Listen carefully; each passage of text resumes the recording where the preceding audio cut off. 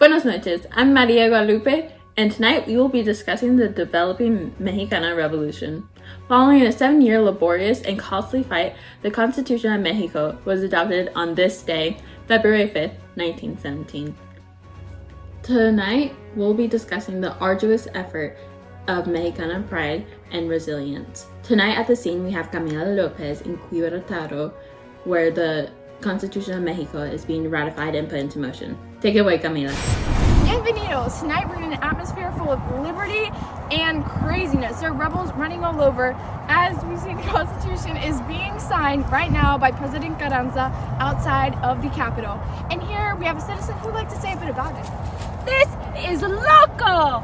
The rebels are ungrateful and only mad because they don't work hard enough to see a good paycheck. Diaz did great things for this country and we prospered with him. The rebels are destroying our great Mexico and they will see what damage they've done when their new system comes crashing down. Loco! Hola amigo, how do you feel about this new constitution? Ay caramba! The rich men don't know what is good for the people. They only think about themselves. La Clase Baja has been suffering for years and the people need someone in power who fights for all men, not just the rich blanquitos. Gracias, Camila. But what started all of this? In tonight's segment of 60 Minutos, we will be giving people a recap of this journey and how it changed for the future. It all started in 1910 when the Mexicana lower class and the rise of the anti-re-electionistas. Here's a map of the Mexico border and where the revolution started. Dictator Porfirio Diaz was going for his 7th re-election when the Mexicana people were tired of him cheating his way to power. Upperclassman Francisco Madero started to form a revolution against Diaz, and as he put it, fix a corrupt government. The Mexicana people were tired of him favoring the rich and giving land to them.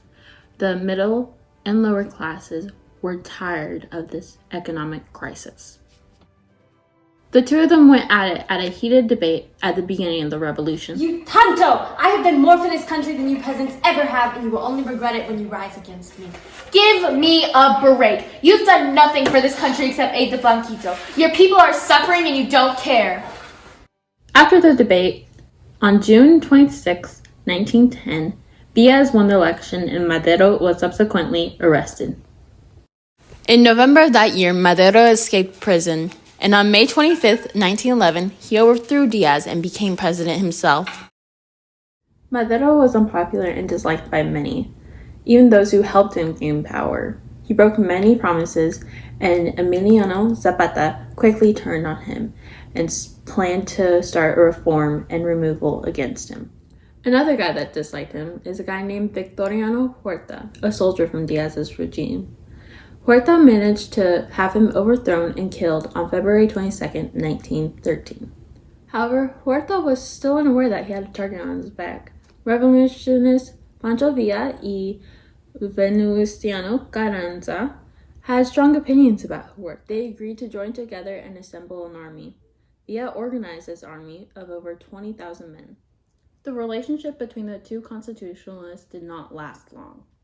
Moving forward, the day is June 23, 1914. The bloodiest battle of the revolution had just begun. The Revolutionary Army, led by Pancho Villa and Venustiano Carranza, stormed Zacatecas, which was being held by President Victoriano Huerta. The first hill to fall was El Grillo. Quickly after, morale plummeted and the hill La Bufa fell as well. Fighting was fierce and Pancho Villa's army massacred thousands. The death toll for this battle was around 7,000, making it the bloodiest battle in the revolution. This staggering defeat for President Huerta caused him to resign and eventually flee in exile to Spain on July 15, 1914. And with that brings an end to the Battle of the Zacatecas and an end to the supremacy of the Mexicana Federal Army. However, the alliance between Villa and Carranza ended bitterly. Villa had close ties with Zapata, and they both shared similar attitudes towards how the government should function.